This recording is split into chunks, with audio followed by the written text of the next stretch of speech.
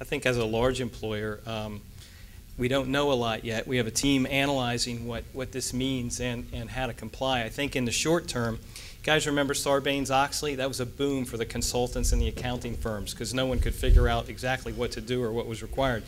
This new healthcare reform is a little bit like that. I think it's really a boom initially for a lot of consultants in the healthcare space because companies like PPD have to figure out what this means and how to comply with it. And I think in the short term there's going to be added cost for us because there's a lot of reporting obligations that we have as a company. And we've actually chosen to get out in front of some of the requirements that we understand and know. For example, we right now are in the process of taking dependents 26 and under and putting them on our health care plan right now. That's not mandated till January 2011 at PPD. We're doing it in June. But we're clearly going to, there's more reporting obligations. We need to understand it. The legislation will unravel what's required over the next couple of years.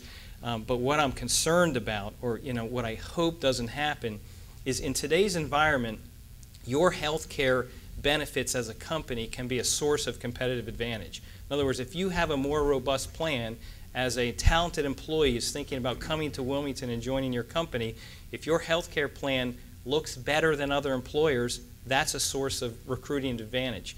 And that's why I wasn't keen on a single payer plan, because that takes that source of advantage away from companies as they recruit talent and fight this war for talent. And but my point is, it's still going to be a source. But what I'm afraid of is that companies over time, to contain their health care costs, might start whittling away at those employee-sponsored benefit plans. And obviously the companies that can delay or defer or withstand that cost pressure could have a source of advantage for some period of time. But if the health care costs keep rising at the rate they are, at some point it becomes very difficult to manage that increasing cost. Yeah, Jeff? Just one point on that. I agree that benefits have always been a competitive advantage for companies. Well, imagine now quality of health care being a competitive advantage for companies. Actually being able to demonstrate at the patient level that your employees are healthier than others. And that's hopefully some of the innovation that's going to come out of this healthcare reform. We're actually going to be able to demonstrate at the provider level and at the employer level, employee level, that the quality at this employer of their healthcare program is better than whatever the benchmark is. And I think that is a better attractor than just saying what the benefit will pay for. I mean, isn't it really all about the value proposition? And that is where we're moving to. Yeah, there's a whole bunch of issues around cost, and nobody's more concerned about that than I am. But the flip side of that is this transparency is going to drive the quality paradigm.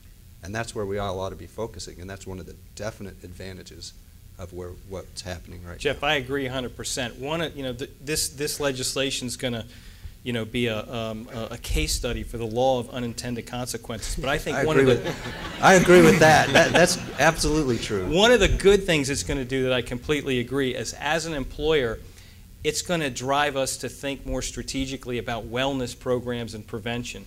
And the kind of practice you run, as you were telling me, is perfectly set up to benefit from that paradigm. And we as an employer and our team that thinks about that, we're already, we do a lot already as a company around smoking cessation, weight loss programs, et cetera. But the more and more we can do, you're right, the more attractive employer will be to insure. We're self-funded, we're not self-insured. We have some stop loss, but it's in our interest to make our employee population as healthy as possible.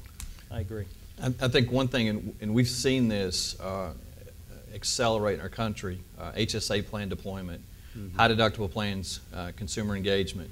I think currently 40% of employers in this country offer HSA plans. That number will go to 50% by 2012. So HSA plan deployment, they're working for people, they're driving lower costs, they're driving consumer engagement. So employers have begun to make those changes, wellness incentives. I think 40% of the companies that offer wellness today will be increasing their wellness offerings by 2011.